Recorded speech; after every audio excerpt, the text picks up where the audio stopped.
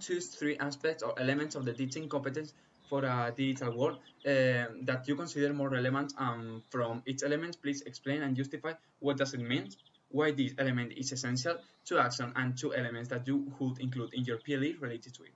Please, Jorge, start. Okay, I'm going to talk about being an expert in digital and educational content, which is a person who masters the content material of a field of discipline. He's an instructor who is aware and understands the content, ideas, and techniques of his subjects. In addition to the instructor, is attribute information that hyperlinks pedagogical know-how with his disciplinary specialization. This is known as disciplinary pedagogical expertise, and it's essential because knowing the content you are going to explain is an aspect that is considered essential to explain any subject. It also gives us the opportunity to encourage creativity and develop our lessons in a different way, such as through the creation of plans with online tools. For instance, I would suggest to create a Kahoot in order to see if the students have understood what was taught in this class. For this, the student's mobile phone or a computer is provided by the school, and a computer will be necessary for the teacher to start the Kahoot. Another interesting activity that we could do is teaching students to compare sources and differentiate academic texts from their own opinions by using digital books and distinction of sources with the objective of encourage critical reading and academic research. To element that I would include in my PLE to continue learning about these specific elements could be the Estielo, where you can find academic magazines and writing on various topics that can be very useful for research and the development of papers, and the Kahoot, which, as I have previously mentioned, is a free platform that allows the creation of evaluation questionnaires. I'm going to talk about being able to use technology to expand his or her relationship with the students, family, and environment. It consists of linking a communication between teachers, students, and the community, where the teachers are closer to the students, and through the use of the ICT, increased and diversified the possibilities of communication. These aspects form an important part of the dimension of the digital competence profile of teachers.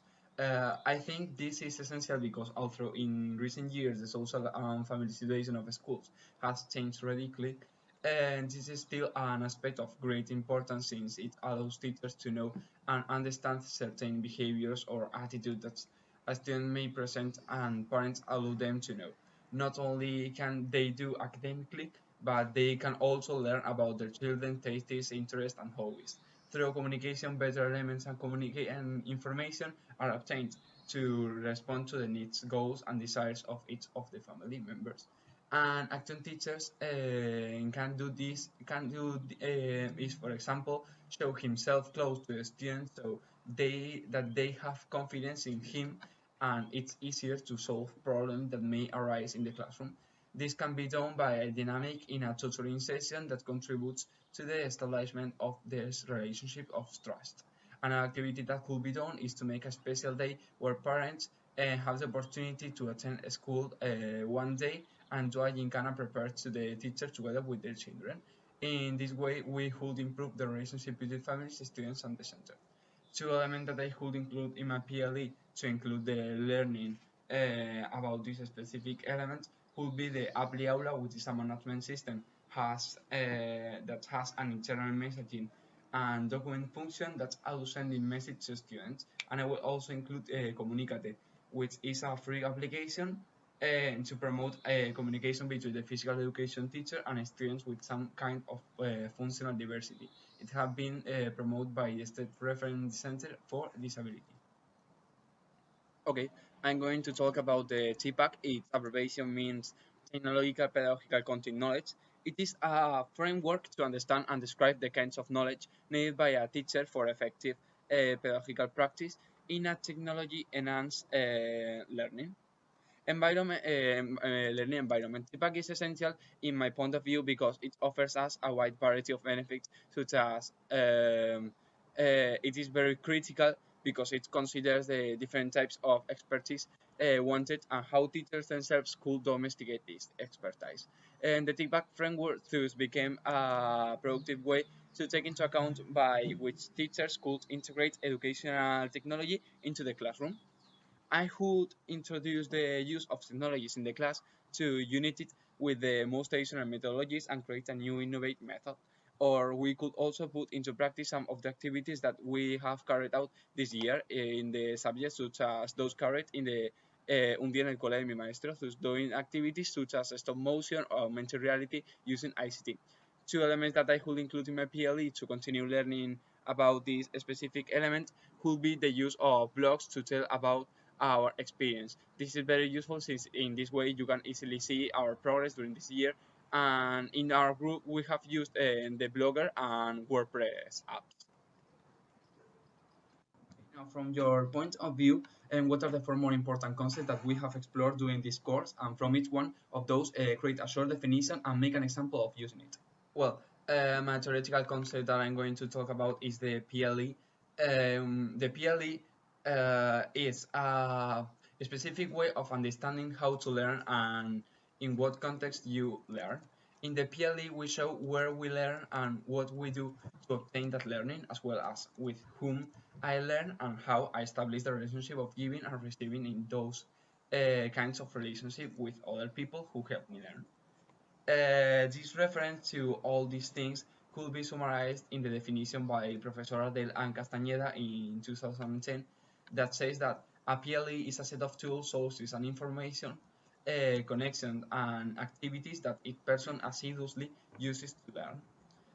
Within a PLE, we differentiate three clear divisions: the source of information, where where we modify the information, and with whom we learn that it is also known as the PLN, the Personal Learning Network. And in my own case, I create my own PLE where you explain how my functioning as a university student was. I think this is very useful to define your sources of information and to be clear about your environment, and in this way other people can know how you work and the same time you learn from them. And the theoretical context I had choose is TIPA, which is a model framework of understanding about what an efficient teacher should do or know. Fundamentally, it is to understand and master certain knowledge in order to implement ICT in the classroom. TPAC is the result of three domains: the pedagogical knowledge, the content knowledge, and the technological knowledge. And the pedagogical knowledge, it is a knowledge about education. This is not only theoretical but also practical and critical. The content knowledge is about the knowledge you have about the subject you are teaching, composed by the facts, concepts, and theories of any given discipline.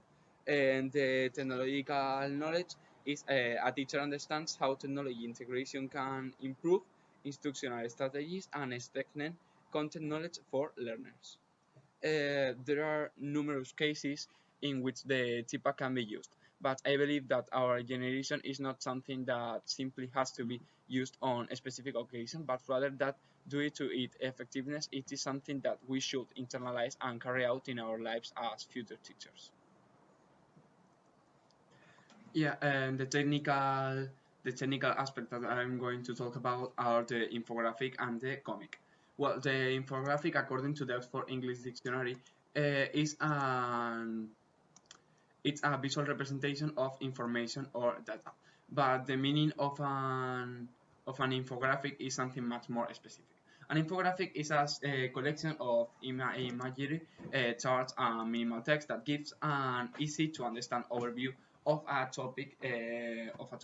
The most visually unique creative infographics are often the most effective because they grab our attention and don't let go. But it's crucial to remember that the visuals in an infographic must do more than exit and engage. They must help us to understand and remember the content of the infographic. The infographic could be used as a tool to learn on when we want to give an explanation that is very difficult or that requires visual reinforcement to be understood, like when we explain the water cycle. Um, on the other hand, the comic is a type of literature characterized by the main use of graphic elements, short text, and distribution of contents in bullets or boxes. In one context, the educational comic can be used as a resource for students to explore their creativity, recounting their learning process, and the educational comic is a digital tool that you can do easily because on the web there are various projects to create them with easy access and free. The comic makes the student surprised by being interested not only in what the teachers, but how he does it. And so the teacher could create work groups so that it is the student themselves who discover how to make the comics and in the process learn the with each other themselves.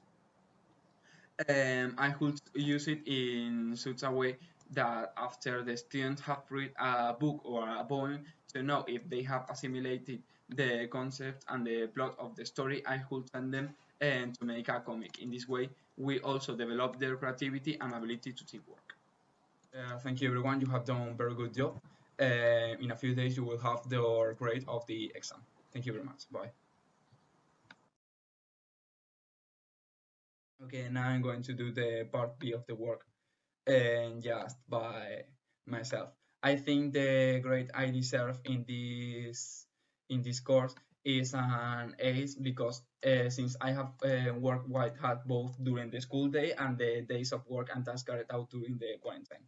I am also very proud of the answers of this work, and I think that I have played very well all the roles that I have carried out during this semester. However, the one that I have enjoyed the most is the star role because although it is true that when it was my turn to be the star, I didn't want to be, but I think I played quite well and they even congratulate me. So, but in fact, it is also the star role that have been my most challenging role because I had to prepare myself very well so that it would came out in the right way and I would be able to demonstrate all the work done by my group. After this year, I would include some of the tools that we used during the Un día en el cole de mi maestro. And also, after making this video, I would also include in my PLE and YouTube and Zoom that have allowed us to continue with the subject despite the current circumstances of the COVID-19. Thank you for watching.